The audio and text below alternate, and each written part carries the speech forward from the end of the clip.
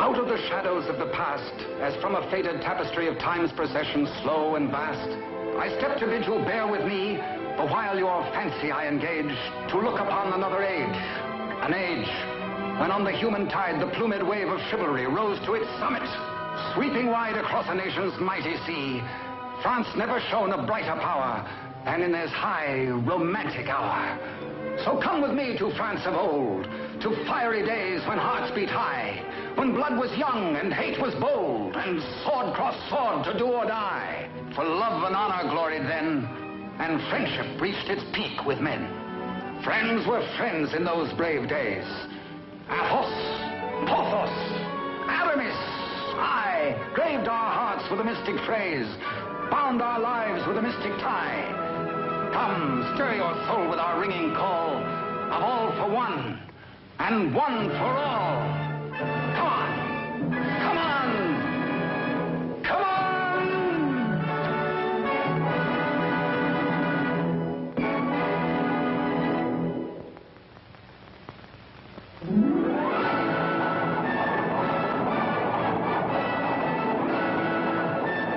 It is Paris on the 15th day of September in the year of our Lord 1638. Public excitement runs high. The populace enjoy a general holiday. Impatiently, they wait for the news of an heir to the throne of France.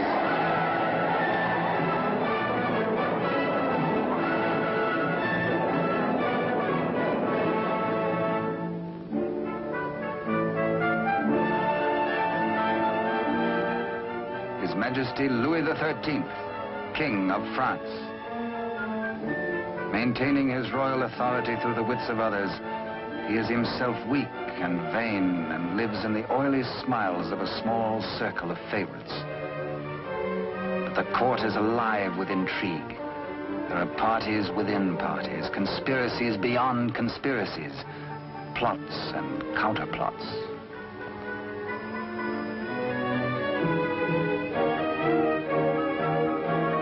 His Eminence, Monseigneur the Cardinal, Duc de Richelieu.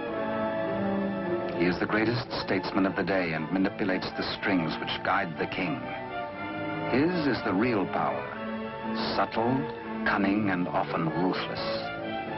Still, no one questions his devotion to the glorious kingdom of France.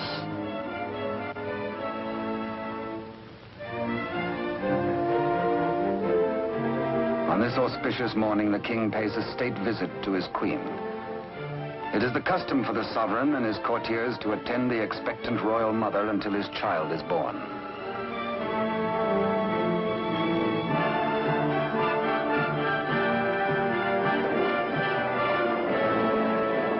D'Artagnan, of the King's Musketeers.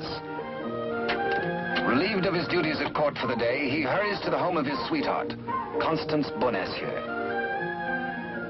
Constance is seamstress to the Queen and is expected at the palace, so she cannot tarry long.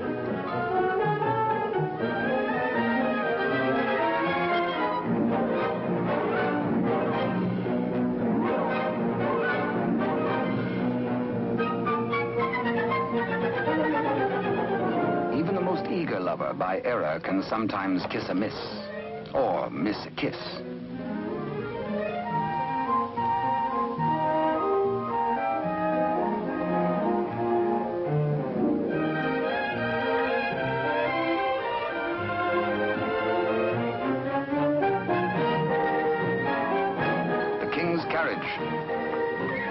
It arrives for Constance.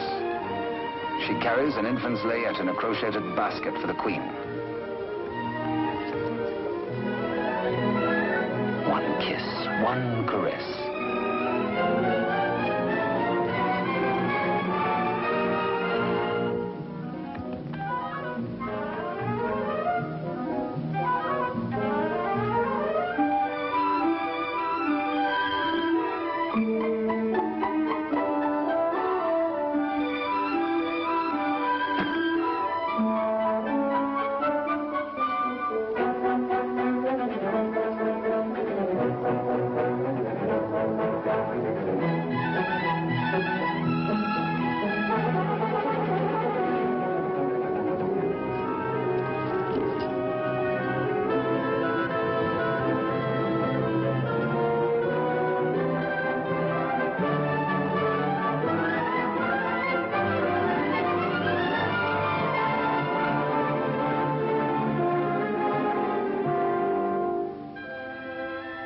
A kiss truly is a delicate plant requiring privacy to grow into a tender blossom, the dream of all lovers.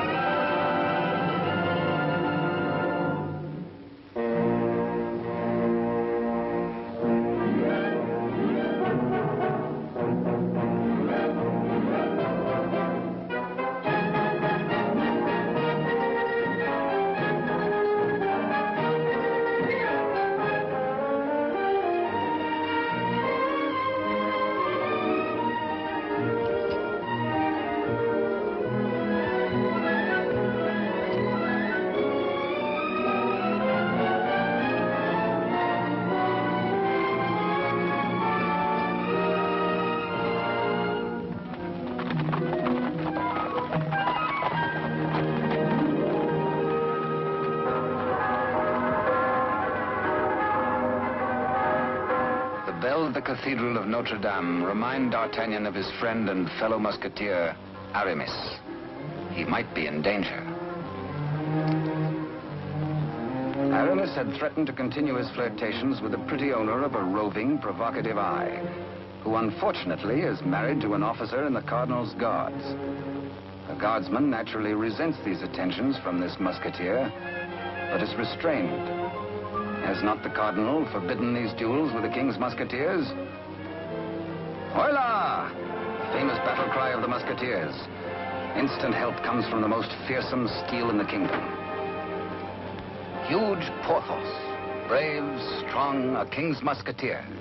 And Musketeer Athos, gentle Athos, yet a deadly swordsman is able to kill with his left hand as with the right.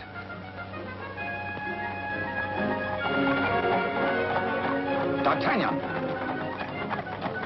The battle is forming. The Cardinal's Guards. This is no private fight then, eh? The Musketeers against the Cardinal's Guard. It started before D'Artagnan was born. And what are the odds? 1, 2, 3, 4, 5, 6, 10 guards to 4, 5 to 2, 2.5 to 1?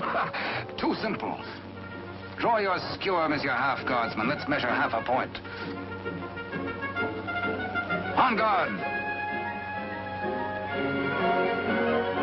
Come, where's your challenge now? Where's your steel? What's your fear? The law? Does the Cardinal still ban a friendly fight with a musketeer or two?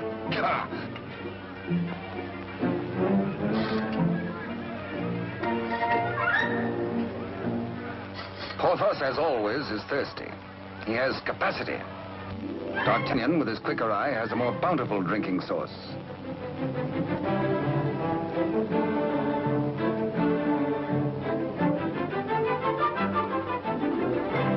Porthos can put out a hand and pick up the pot he's slavers for. Why waste energy walking? Come, driver, come inside with us.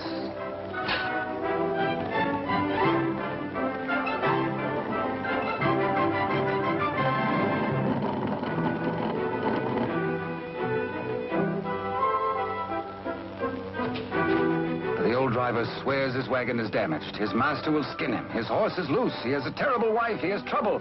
Everybody is mean to him. He has to be mean, too.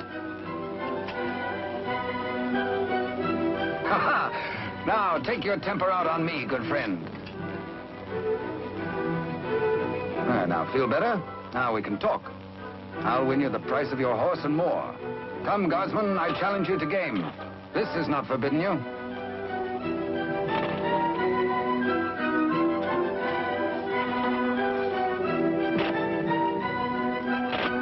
The dice are kind. Here's 20 times your price.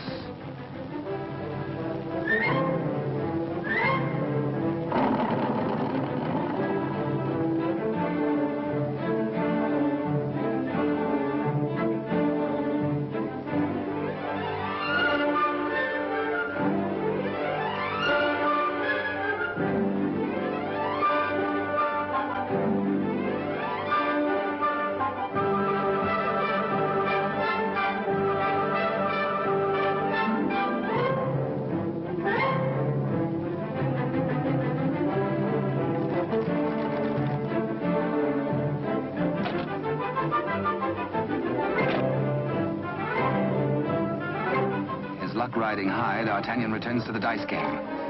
Laughing and playing a while longer, he wins hands down from a fat-headed guardsman while waiting for the late evening rendezvous with Constance. Porthos, too, has women on his mind.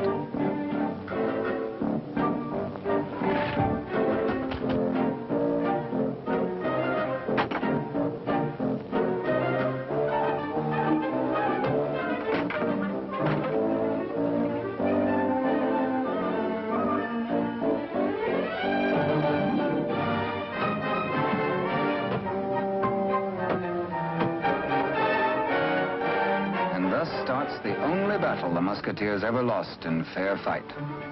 Of course, it has to be with a fair sex.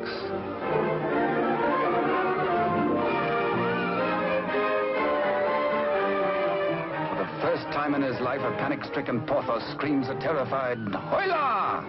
Athos hears him. Aramis springs bravely to the side of his comrades, and they flee together. But D'Artagnan hears only the pounding of a lover's heart. As the flood of battle at last sweeps close to him, he leaps to meet the foe and draws his swords. He will fight. Yes? No. Yes. No, he won't. Here, indeed, discretion is the better part of valor. Caught between the she-devils and the deep blue sea, they choose the water.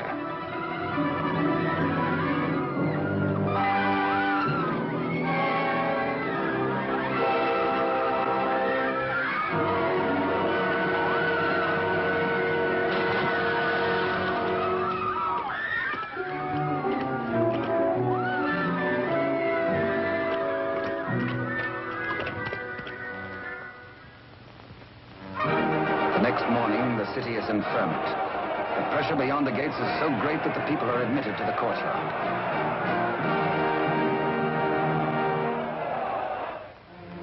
Adjoining the Queen's apartment, Constance prepares the layette.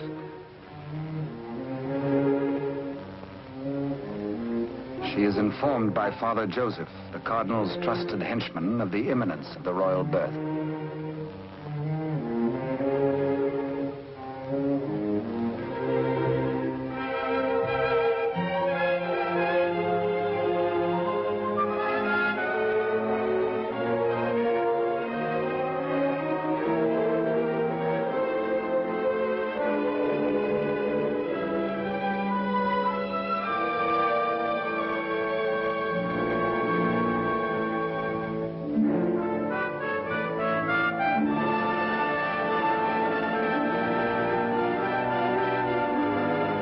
And so a prince is born to France, one day to become Louis XIV.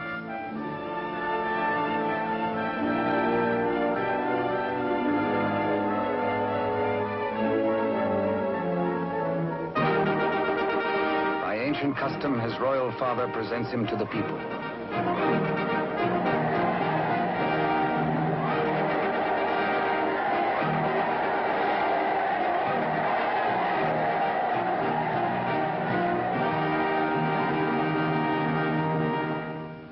But in the Queen's bedroom, another cry is heard.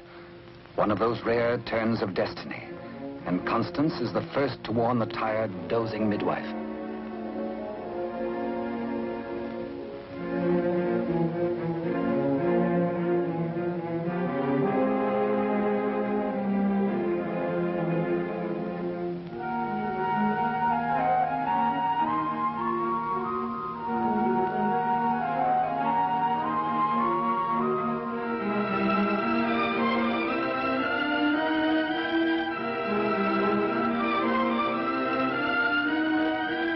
Father Joseph grasps the vast consequences of this extraordinary event.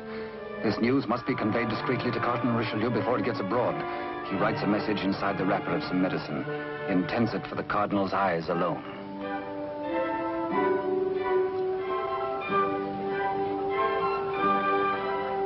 Your medicine, Your Eminence.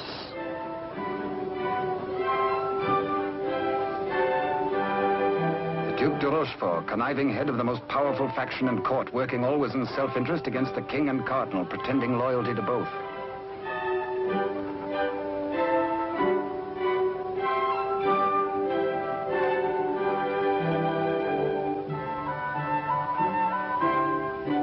necessity for caution on the part of Father Joseph is indeed well-founded. De Rochefort, having many times seen messages thus taken to His Eminence, becomes inquisitive. He resolves by a simple trick to learn the secret passed to the Cardinal. A substitution of scraps of paper.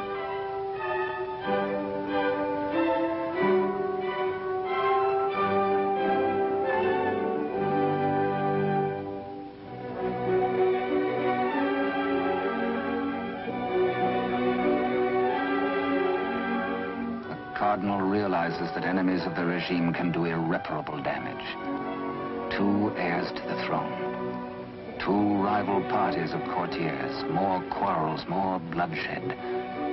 Poor France, helpless, torn between 2 factions. The secret of the twins must indeed be forever guarded if France is to have peace, and if he, the Cardinal, is to retain his power.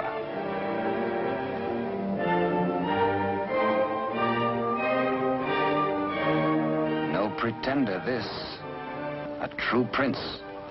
De Rochefort sees an opportunity. Father Joseph is instructed to prepare for a long voyage.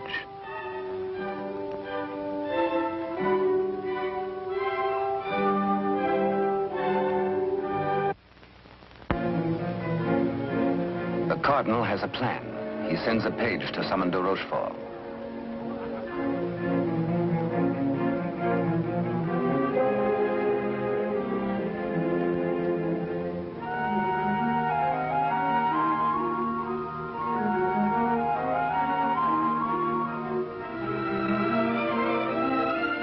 Aware that Constance shares possession of a great secret, one so sacred it might well spell the future of France, the Cardinal charges her to keep her lips sealed.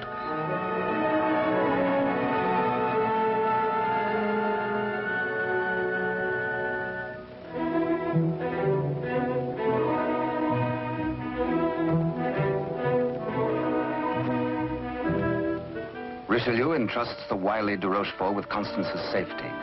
She must not be permitted to see anyone until further notice. The Cardinal is not at liberty to tell his reasons, but de Rochefort is making his own plans.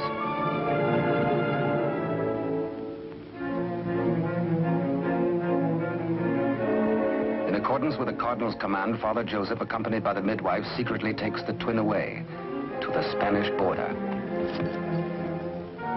The child shall be raised as a commoner with no knowledge of his royal birth.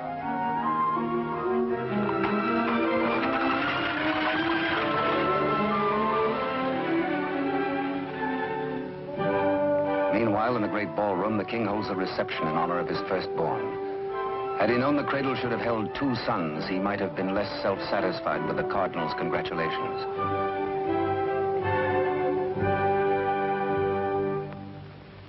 To the notorious Milady de Winter, de Rochefort comes to reveal this chance of fate. The future of France may be in their hands. He tells her he will turn Constance over to her. She is to escort Constance to the convent of Saint-Gamel. There, force her to tell the whole of the Cardinal's secret and plans. He will play one against the other, Cardinal against King, for his own ambition.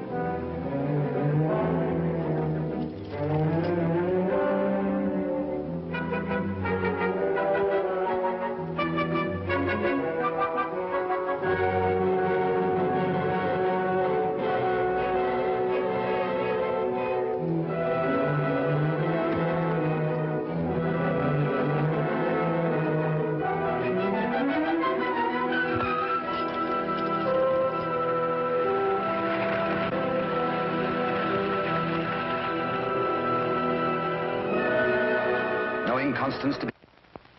One of the chair carriers runs with the news to the Musketeers' barracks.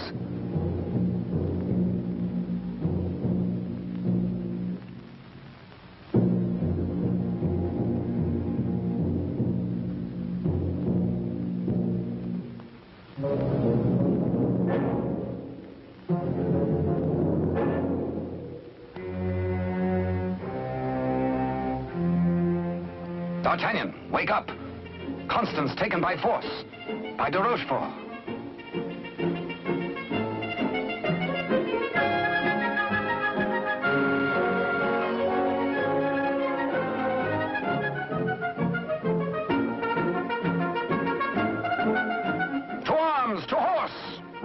go. All for one and one for all. And hang the tack.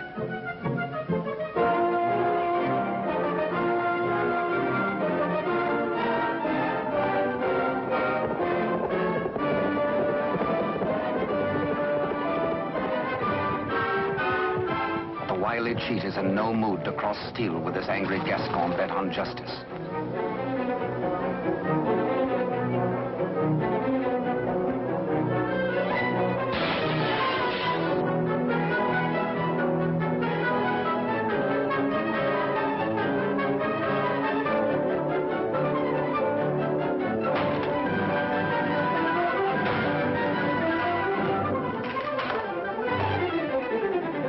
Rochefort's thugs are powerless to help.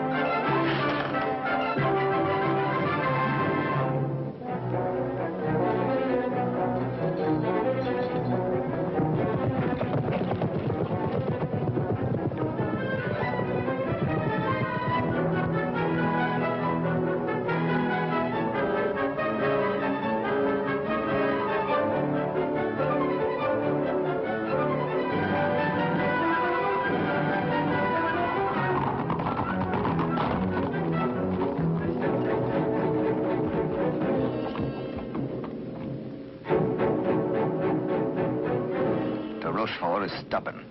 He will not talk. He has to be persuaded.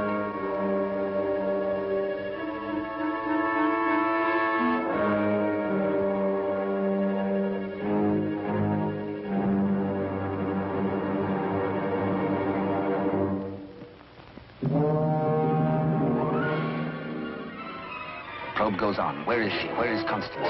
Talk or fall 200 feet to the bottom of the well. Talk or die.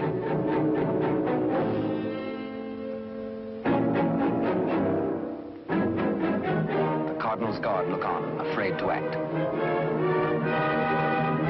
A strand at a time, steel cuts through hemp. 3 strands of it, and now but 2.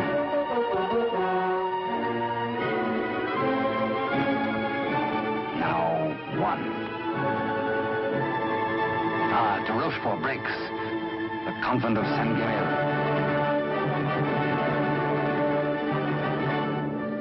To the rescue!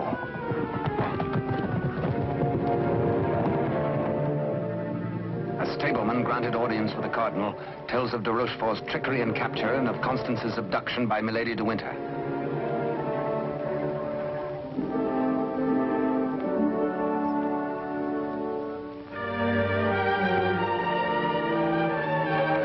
Richelieu and his escort reached the well to confront the Duke.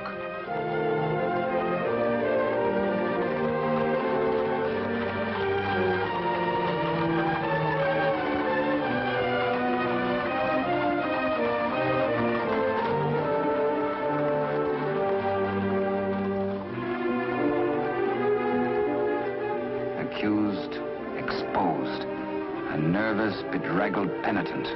He confesses that he has indeed played traitor. His Eminence breaks de Rochefort, stripping him of his authority and titles, banished from both court and country forever.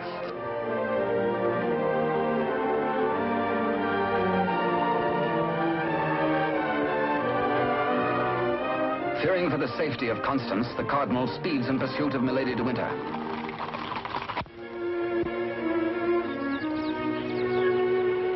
Before dawn the next morning, the convent of Saint-Guerre.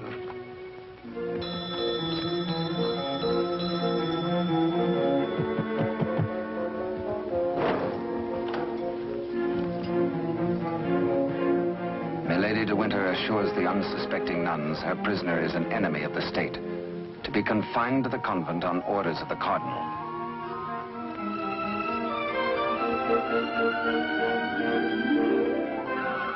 The banished de Rochefort, smarting under his humiliations, lingers in Paris. All is not lost. He uses the last of his wealth in a desperate gamble and buys the services of ruffians.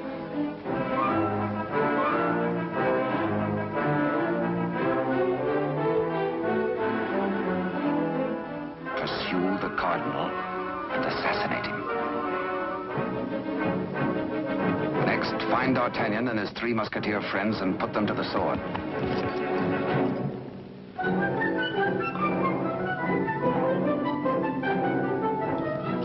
De Rochefort still dreams of himself in terms of the most powerful man in France.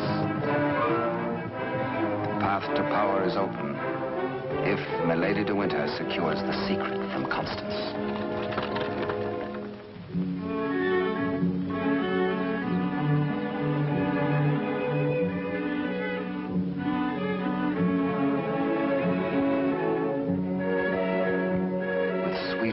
And honeyed entreaties, the unscrupulous Milady de Winter seeks to cajole Constance into telling all she knows.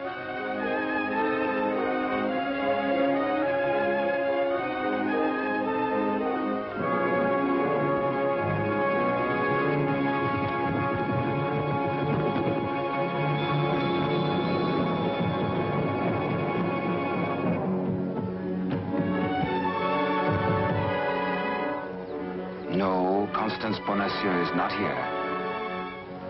But he hears her voice.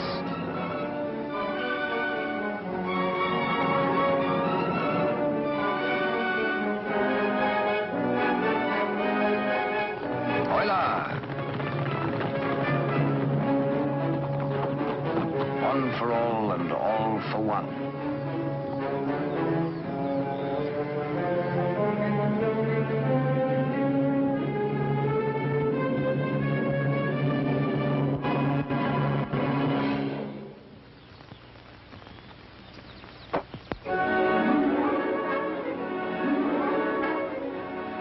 Mark of the public criminal, burnt by a branding iron into her flesh, a sign to all.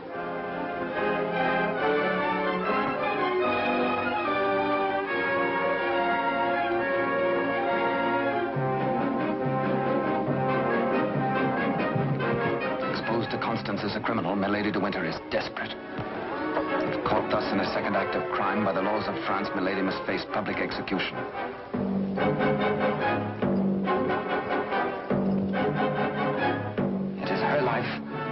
Or that of Constance.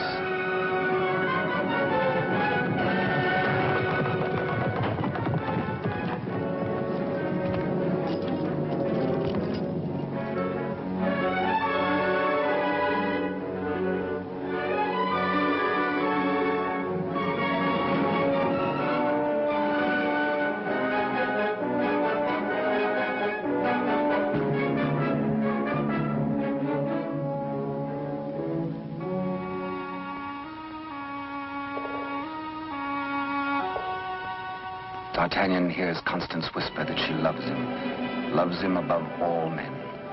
And then she murmurs 3 words, the other one, the other one.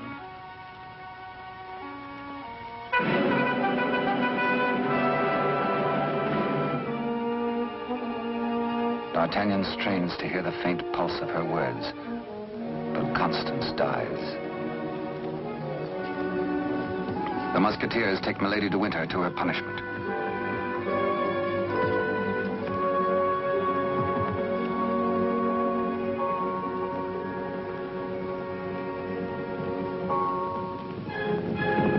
His Eminence the Cardinal has traveled through the night.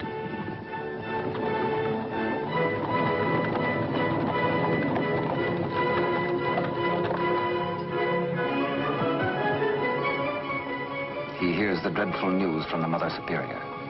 Constance is dead.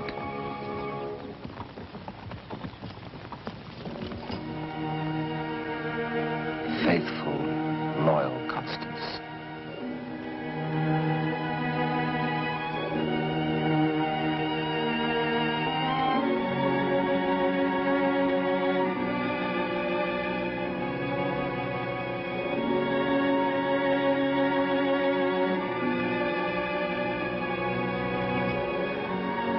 Arrest the murderess, Milady de Winter, and all in concert with her.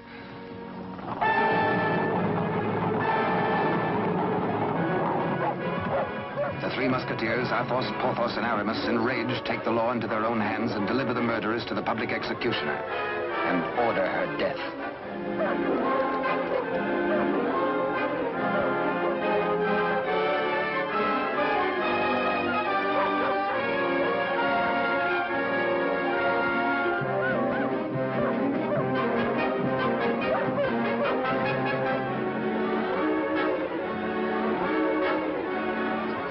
Then de Rochefort's cutthroats close in on the Cardinal's troop.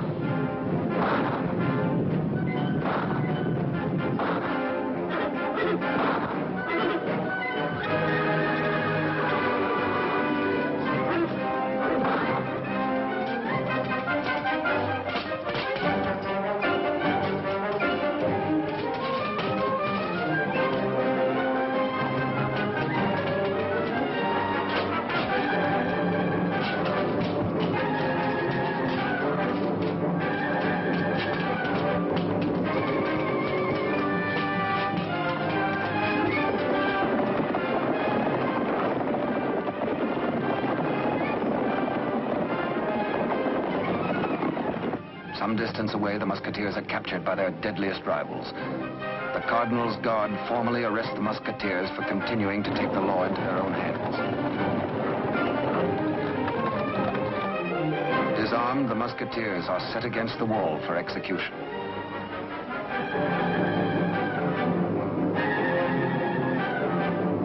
Your guards would take the lives of my friends. Single-handed, they shall have revenge. The Cardinal asks a moment to ponder. Constance dead. A murderess executed.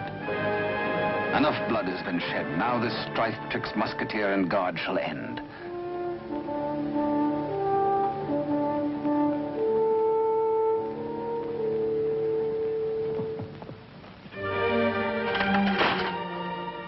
D'Artagnan's plea saves his friends, but there's to be a harsh penalty.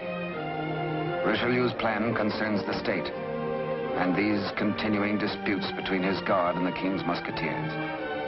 The four musketeers must separate, never to come together again on pain of death.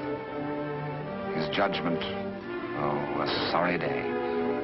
The musketeers are banished, each to his own province, never to visit Paris again, nor set foot beyond the bounds of his own fields.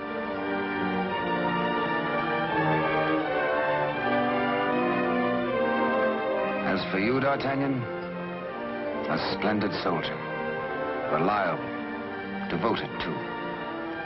You henceforth shall be bodyguard of the future king, beloved of France, the nation's one. At one fell swoop, all strife is done.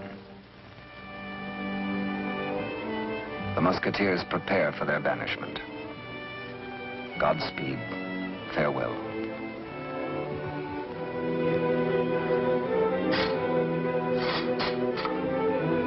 Eternal friendship, it shall not pall. All for one, and one for all.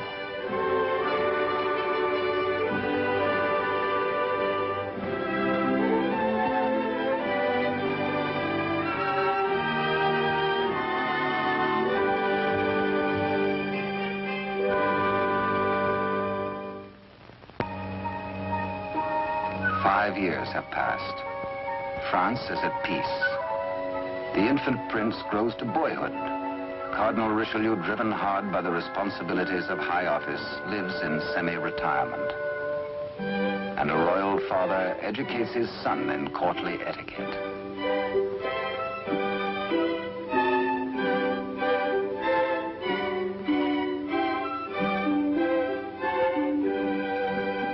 In failing health, His Eminence lives in hourly expectation of death, troubled by word that the second twin bears an identical likeness to the heir.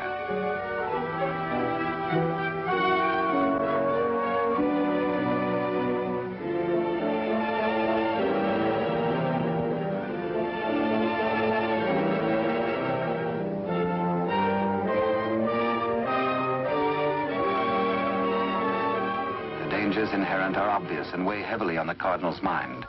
He decides he must protect the prince somehow. His Eminence provides that the rightful twin may always be identified from the other.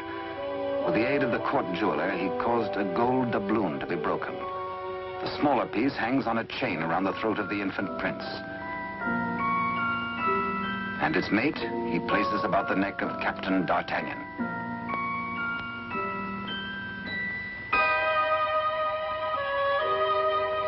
And so, by joining the pieces, the true heir to the throne of France and the prince's first guardian are known to one another for all time. He starts to say, I hold a secret, but the chill hand is upon him. The life spring ebbs, and the great voice is silenced.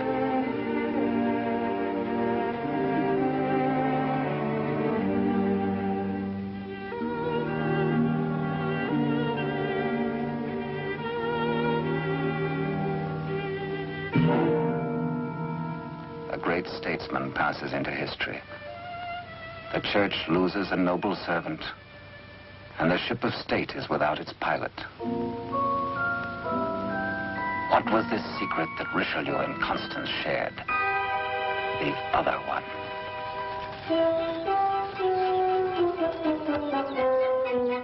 Across the Spanish border, the prince's twin brother is reared by servants of the late cardinal.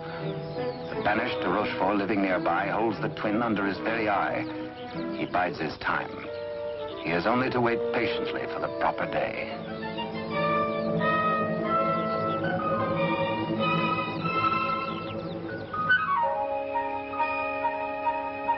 Upon the death of Louis XIII, the heir to the throne, or the Dauphin as he was called, became France's King Louis XIV. Both he and his twin had grown to manhood. The brothers are alike as two peas in a pod.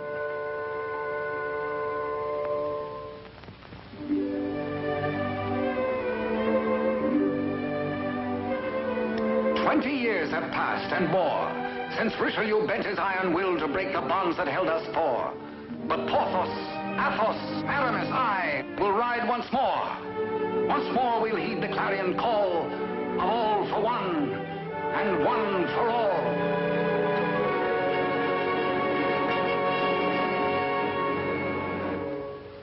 During the years, de Rochefort's connivings have brought the exiled twin under his control. Secretly, they have returned to Paris.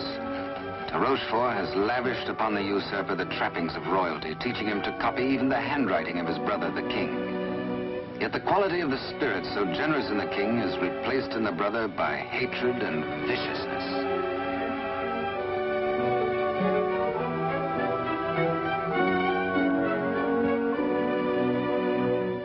The king's valet, a de Rochefort spy, brings long-awaited news. Within the week, an older D'Artagnan, after a lifetime of loyal service, will retire and leave the court. The young king will be without a bodyguard. Every detail of their plan has gone over. The map, the sentries to overpower, the secret approach to the royal apartment, the signals.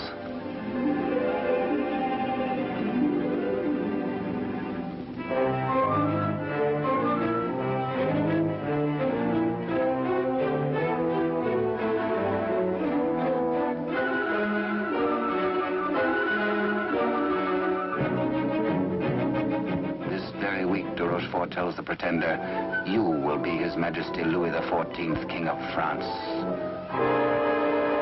Louis XIV, King of France, spends D'Artagnan's last day in fun and gaiety. The king has applied himself to an education in horsemanship, sportsmanship, and swordsmanship. No two men were ever closer, except they were father and son.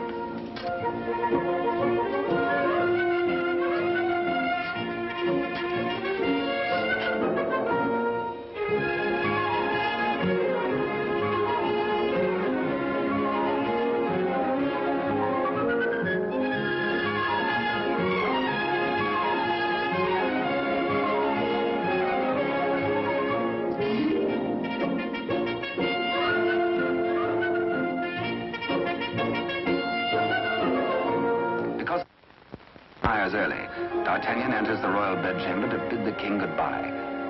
Tonight he feels happy. His service is done. His king is secure. The state is safe. But by some odd premonition, the coins are matched on this final night of parting.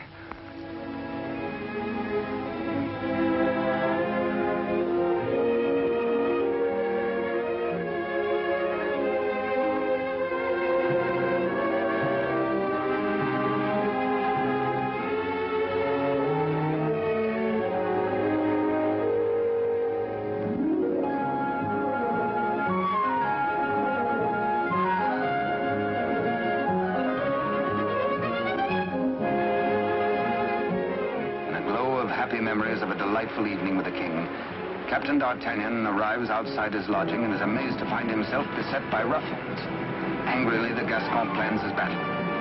First, he deals with the dagger man decoy, sticks him with his own blade, throws the man's cape to the edge of an open sewer, places his own cape over the decoy's body and fires his own pistol. Aye, up, on to the balcony.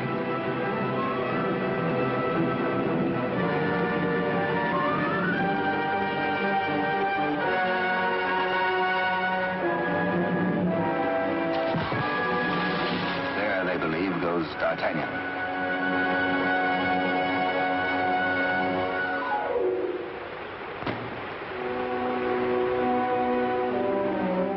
Thoughtful D'Artagnan returns to his lodging.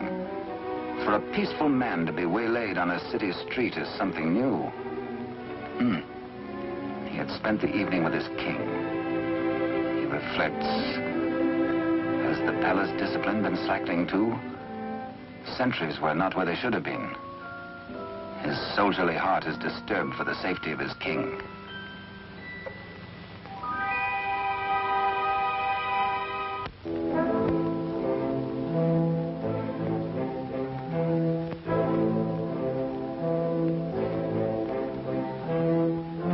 Rochefort's plan is working without a hitch. Sentries at the outer gate have been overpowered. Entry is forced into the inner quadrangle. The palace is entered through a servant's postern leading to long-forgotten cellars. Success. No sound, no word, no warning.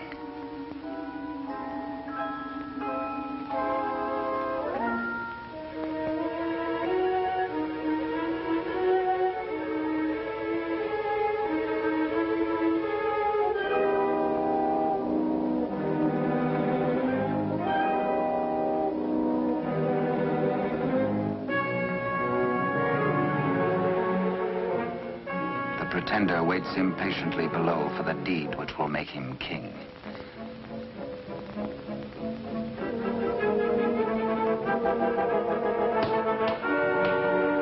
In the anteroom to the king's bedchamber, de Rochefort's maggot awaits his master's signal, ready for the final treachery.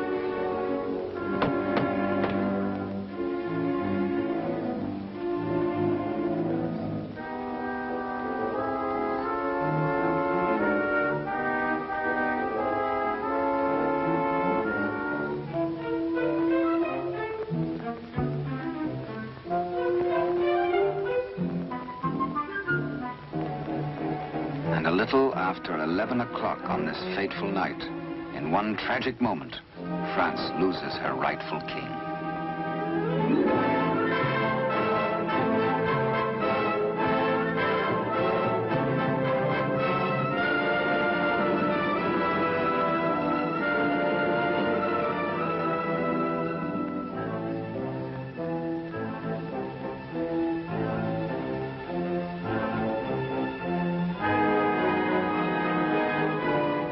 Bewildered, uncertain if he dreams or not, King Louis XIV, surrounded by strangers, looks unbelievingly at a venomously mirrored likeness of himself. The usurper watches his royal brother with a lifetime of hate.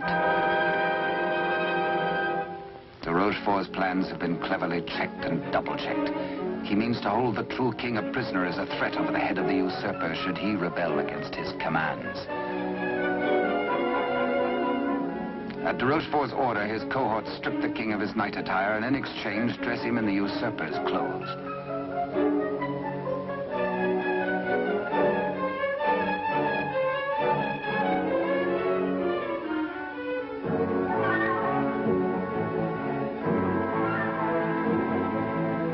Into the palace cellars, a messenger reports breathlessly. D'Artagnan is dead. His body thrown in the river. Complete triumph at last.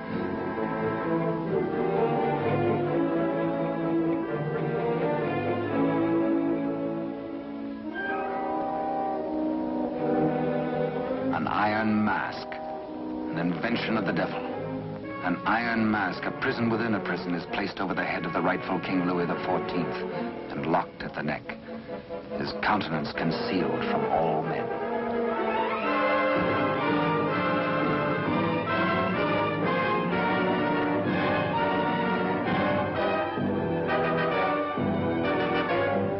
true king is led away.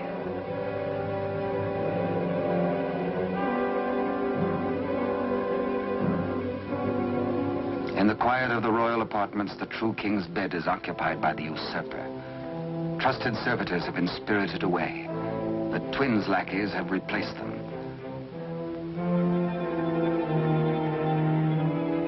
De Rochefort's plan is complete. Poor France. Ruled by a youth driven near to lunacy by a solitary childhood, by de Rochefort's lies, by his own poisoned dreams. Truly a madman.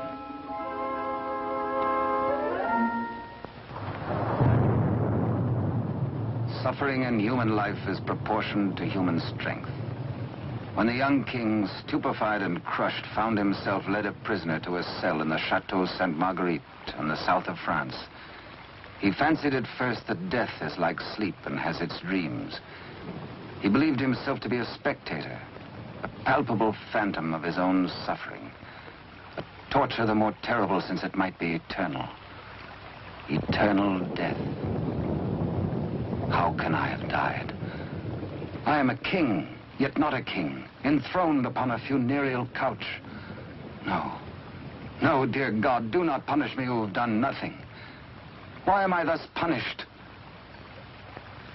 Like a cloak, the chill of the dungeon falls upon his shoulders. So dwells the real Louis XIV in a living hell to remain thus the rest of his days.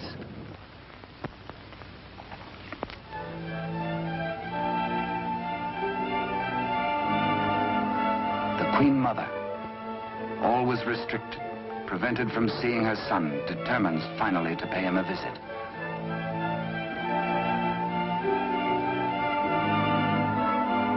In place of the affectionate and courtly Louis XIV, to her horror, she finds herself repulsed. Doubts. Again doubts. What strange malady besets my son? She thinks again of the other one. De Rochefort hurries to the king's apartment, fearful that a mother's heart has sensed the truth. In pretense of humility, he asks the Queen Mother to leave.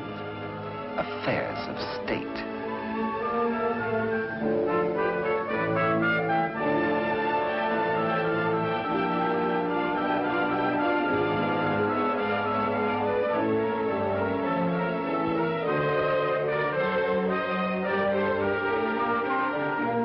De Rochefort is determined. This shall not happen again, and whispers death.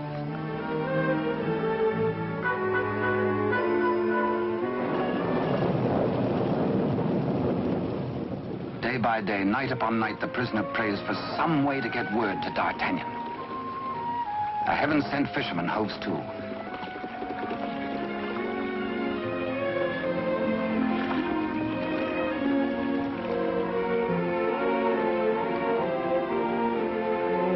He finishes scratching a message into pewter, and as all good prayers must be, his prayer is answered.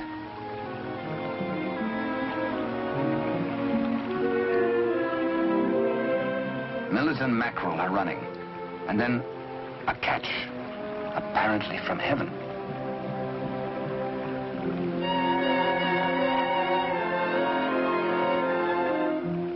The fisherman reads the name of D'Artagnan, the idol of the nation. A written word, a beloved name, an urgent message. He, a patriot, needs no urging.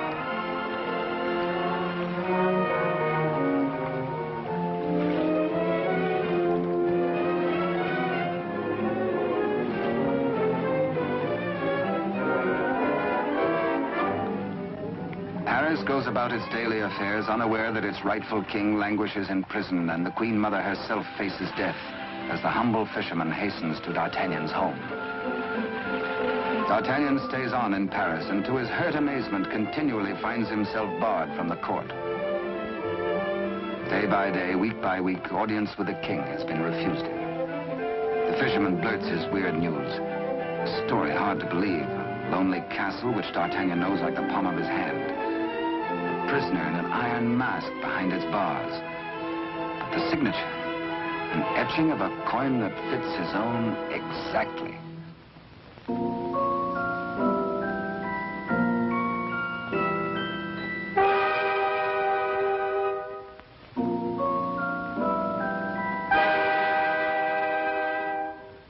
Come, friend, eat and drink. There is business at last for me at the palace.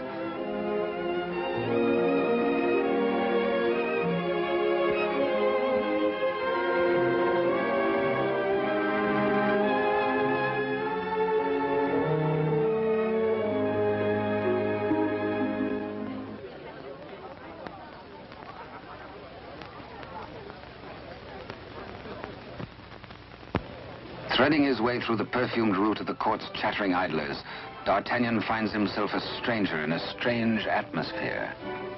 And there is reason, he thinks, for this curious tension. De Rochefort and the king. This cannot be the boy I helped nurture into manhood. This is not the face of my king. Those are not his hands. That wrist neither parried steel nor engaged a point. What's been happening at court? De Rochefort's back in favor, a disgraced exile once more sporting about the throne room in the king's presence. D'Artagnan is amazed and shocked. But a further shock is in store. A chain and coin is passed to de Rochefort. If he can believe his eyes, in all the years he served the king, they never left his royal person. He overhears a snatch of conversation. The other one. And suddenly he hears the dying voice of Constance. The other one. The other one.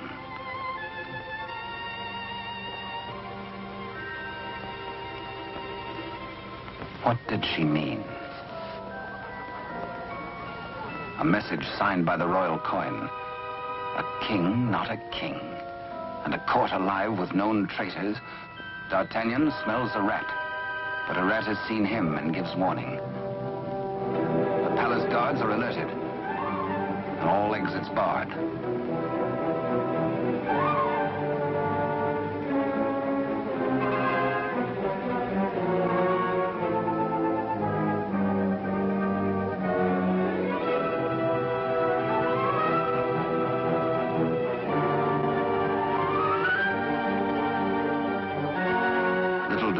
With a resourceful old musketeer.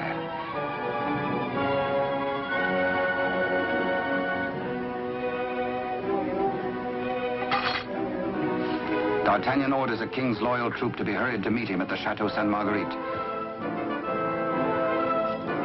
Couriers are to be dispatched to his old friends, the three musketeers, Athos, Porthos, and Aramis. To arms, musketeers! Your king has need of you. One for all. And all for one. The jig is up. D'Artagnan lives and knows. This pewter plate. Perhaps even now he has reached the prison gate.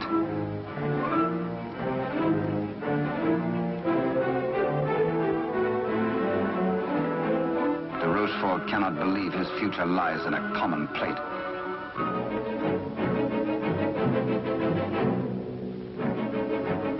Quickly, he resolves to end all doubts. He decides to ride at the head of his troops to prevent any attempt to free the king.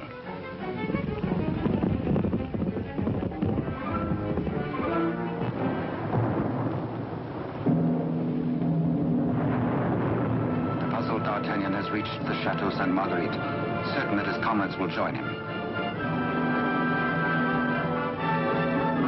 Under cover of the raging storm, he rose to the grotto beneath the castle. Many a time as a young officer, he had patrolled this grotto passage. It led, he knew, to the arsenal. Beyond that, the armory. Then the main hall and staircase to the tower itself. Up there is the man in the iron mask, the writer of the message.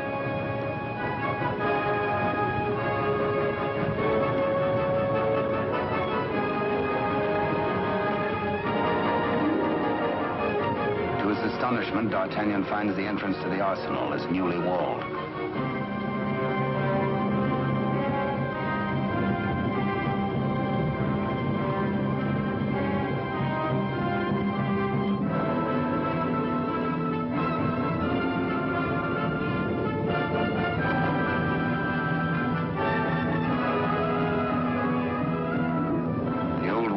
prepared to hazard it alone if necessary.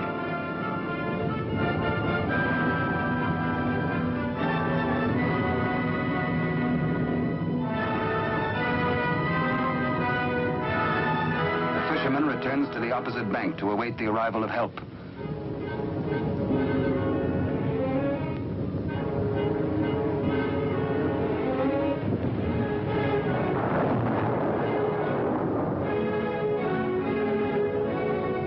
Athos, a few years older, a little more grizzled, the same brave companion as of old, ready and willing for any gambit.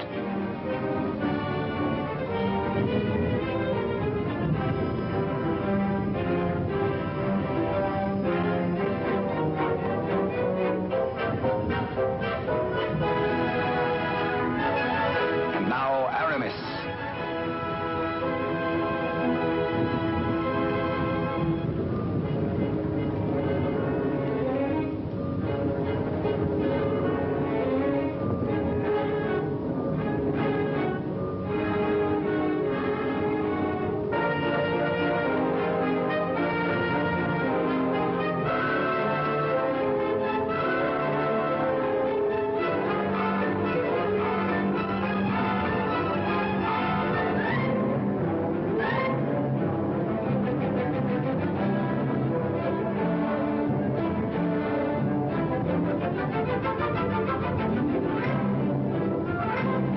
Two of the valiant comrades have arrived.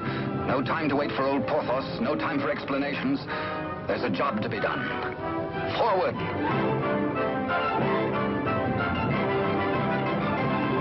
Through the racks of gunpowder barrels to the main hall, and the tower staircase itself.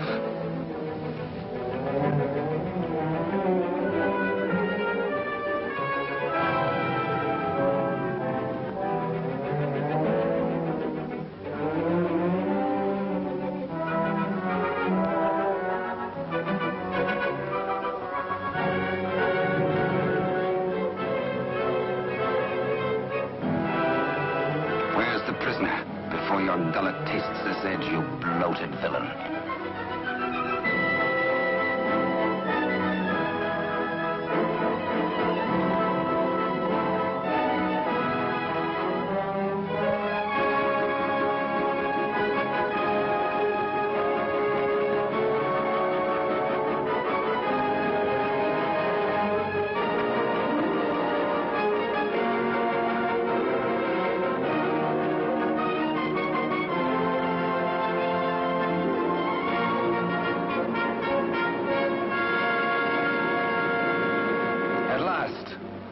D'Artagnan knows the voice. It is his true and rightful king, Louis XIV, King of France. The castle guards.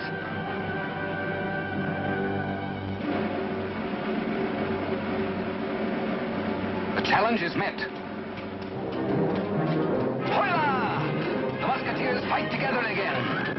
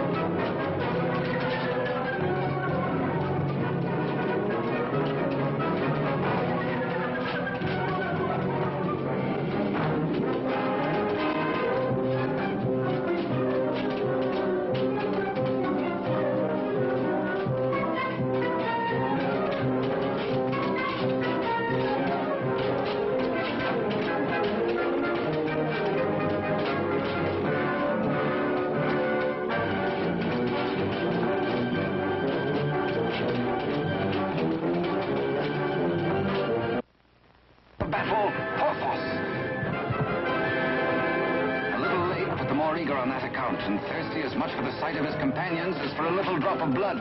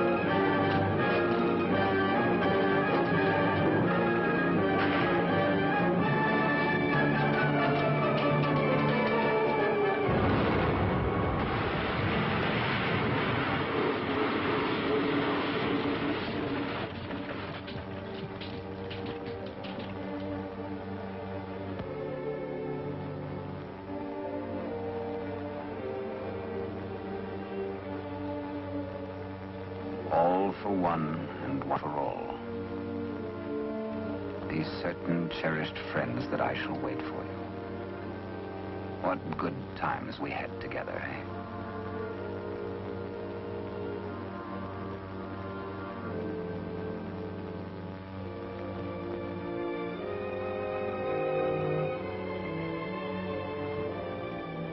Good Porthos, farewell. You died as you lived, for love of country, in the service of your king. The fisherman gives warning of the approach of enemies.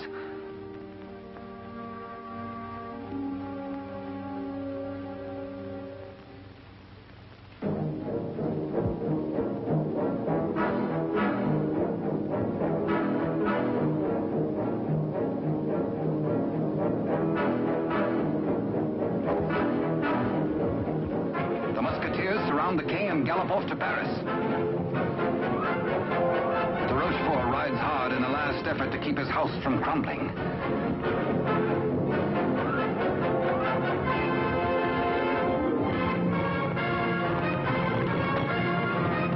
The odds are 10 to 1.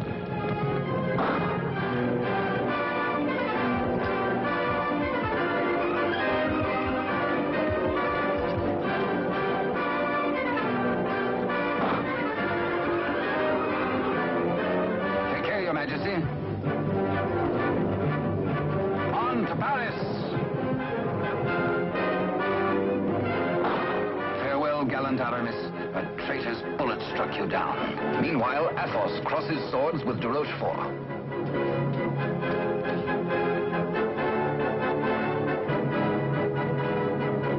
But at the highest price of all, Athos joins his comrades.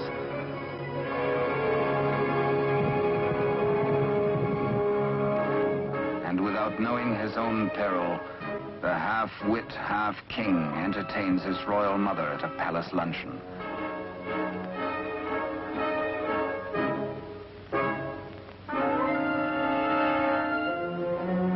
Cunningly, he says, a private matter.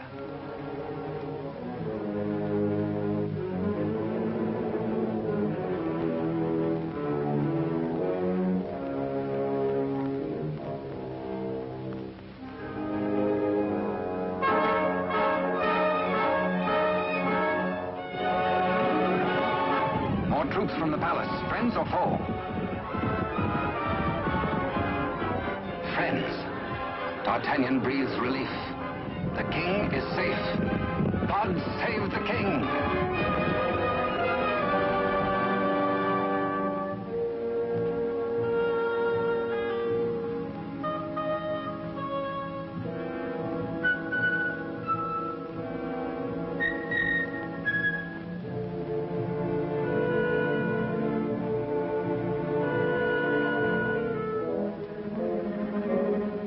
The Queen Mother suspects this attempt on her life.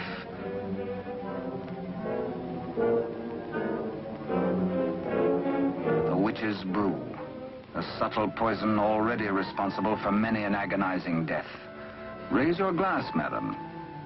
drink to your king, to your country and its illustrious people. Come, I give you France. Dare she refuse? It is the edict of her son, the king.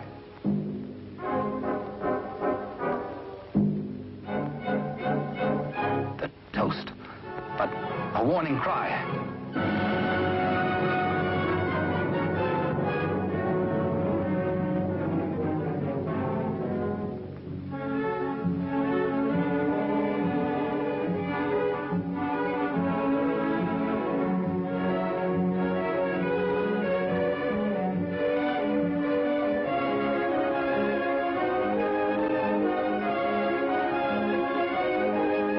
The usurper finally gets his rightful crown. De Rochefort's own damnable invention, the Iron Mask. His to the end of his days.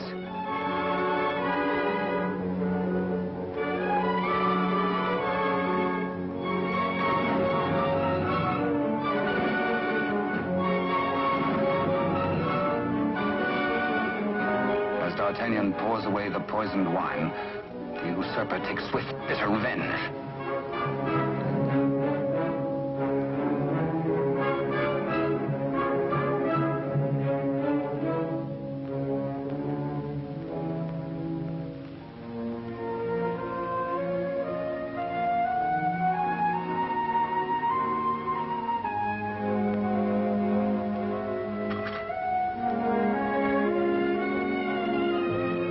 D'Artagnan knows himself mortally wounded, but allows no sign to mar the happiness of his king.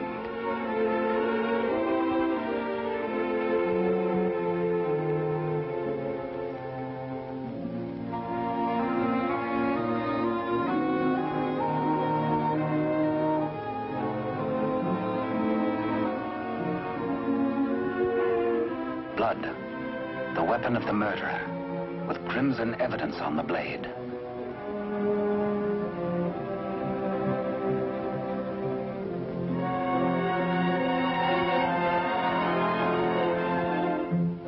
Grateful Louis looks for Captain D'Artagnan to honor him with the baton of a Marshal of France.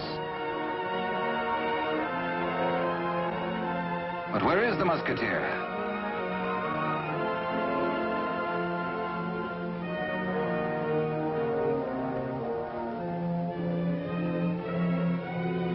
The court resounds with the king's commands and his cry to find his friend and mentor.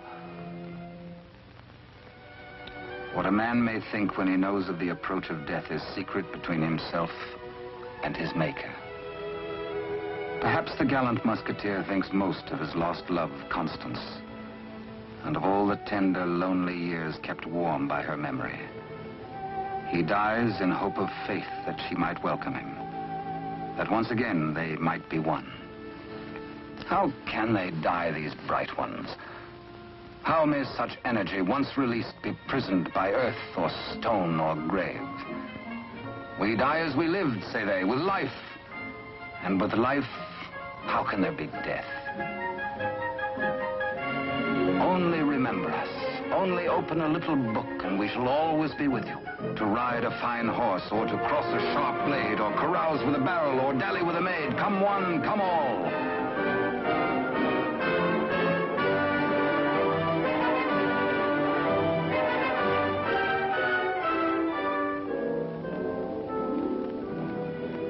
And so passed a brave and glorious man, in honor. Only think, and we live again. We live forever.